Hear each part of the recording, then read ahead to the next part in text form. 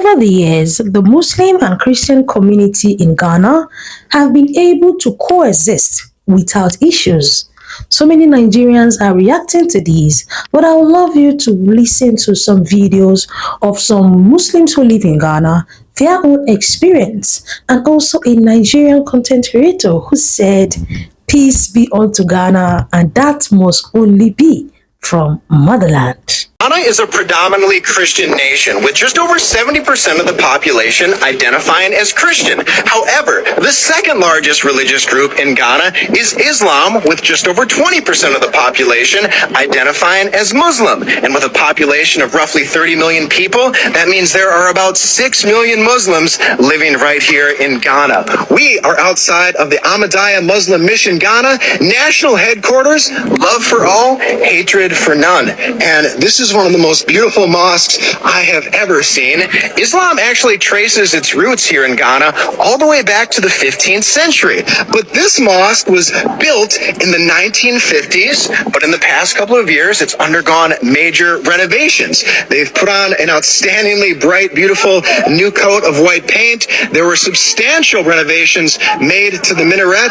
And as you can see over there in gold lettering, we have the words of the Quran, the words of the Prophet Muhammad, and then over here we have these beautiful blue reflective mirrors. And it just goes to show you that if you're a follower of Islam in virtually almost any country you visit, you don't have to go very far to find people that think the way you do and believe the same things that you do as well.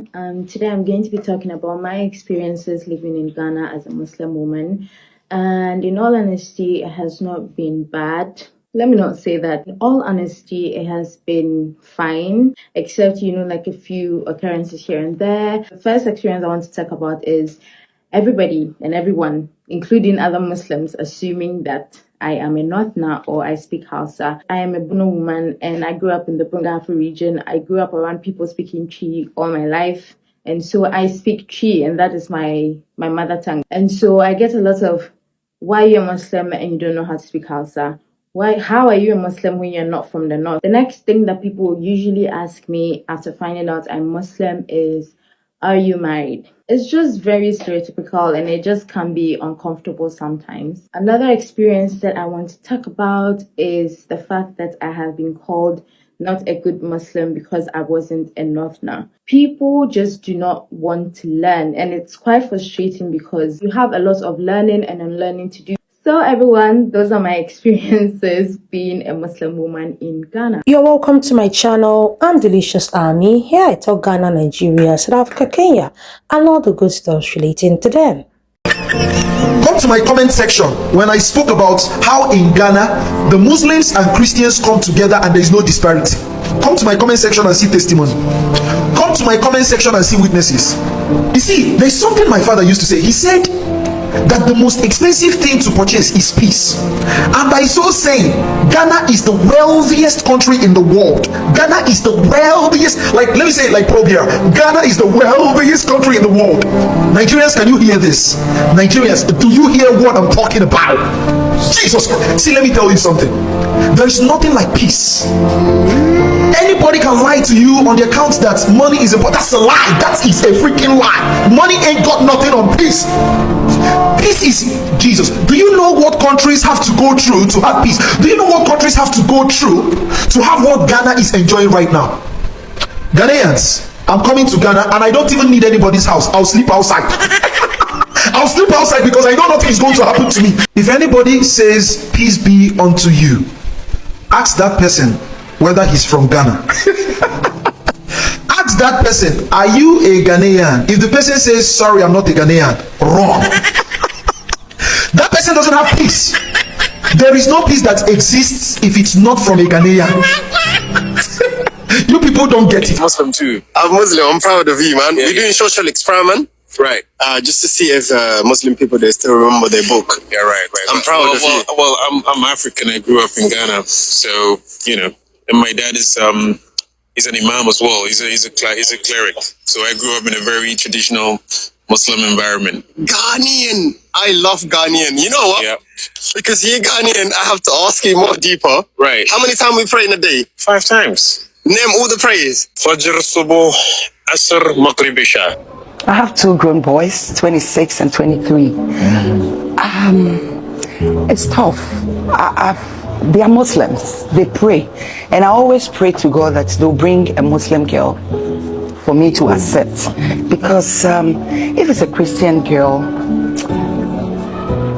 it's all one God. But I will pray that the girl becomes a Muslim. Yeah, because I wouldn't like to be gone and I don't see my grandchildren standing beside my grave and praying for me. Because as Muslims, what the dead eats is prayers. So I'll pray one day that if I'm not alive, my children will just follow what I learned. Yeah. I think we have two types of Muslim in Ghana.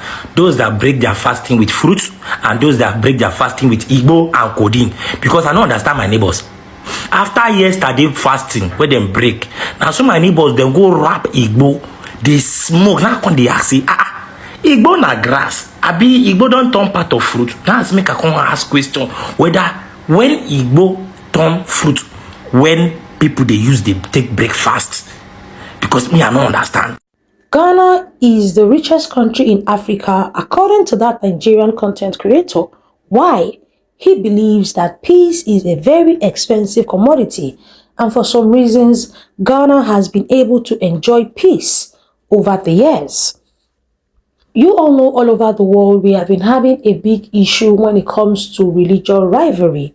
Either the Muslims are trying to dominate the world, trying to dominate other religions, and the Christians crying foul play, saying that no, this must not be allowed. One thing I believe as a person is that religious tolerance should be key. Allow people who want to be Christians, be Christians. Allow those who want to be Muslims, be Muslims. Do not try to convert anybody by force.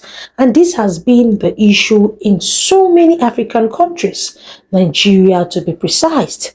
Over the years, this particular religious intolerance has eaten deep into the Nigerian system, from healthcare to transportation, to food insecurity, and a whole lot. But for some reasons, Ghanaians have been able to curtail this dangerous weapon. The last time I spoke about this topic on my channel, somebody told me that the reason why Ghanaians do not have religious issues is because they see themselves as Ghanaians first before they now look at the religious aspect. A Ghanaian man will see his Ghanaian man as his brother, as his blood first, before asking, is he a Christian or is he a Muslim? And according to him, he said Ghanaians hold their their cultural beliefs very, very deep. You all know every African man has that cultural belief, has that cultural awakeness. Only a very few do not have it. And that because of that, they relate to their cultural beliefs more than their religious beliefs. And because of that, they do not allow their cultural beliefs come in their midst and separate them. And then I began to understand it. If you can see yourself as one, if you can see your neighbor as your brother first, before asking, oh, is he a Christian? Oh, is he a Muslim? Then we are going to have less issues of religious intolerance. And this is something that I feel Nigerians should learn. See your brother as your brother first before asking, oh, is he a Christian? Oh, is he a Muslim? Because it is these religious titles that they have used to brainwash a lot of people, to brainwash a lot of Nigerians. Because if you're not brainwashed, why should you feel that as a Muslim, anybody who you want to deal with who is not a Christian does not align with your own belief, and because of that, you do not want to associate with the person?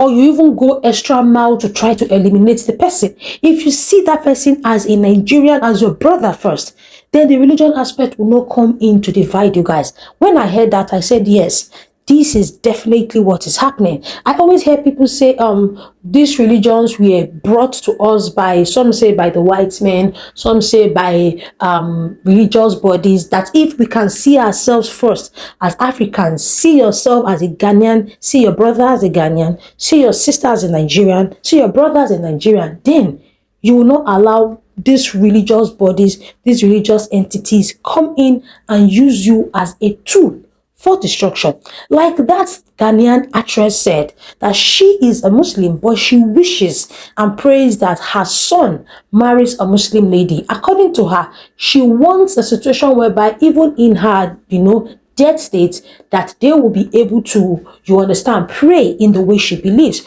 To me, her wish is not bad. If she being a Muslim saying that she wish her son marries a Muslim also, it's not bad.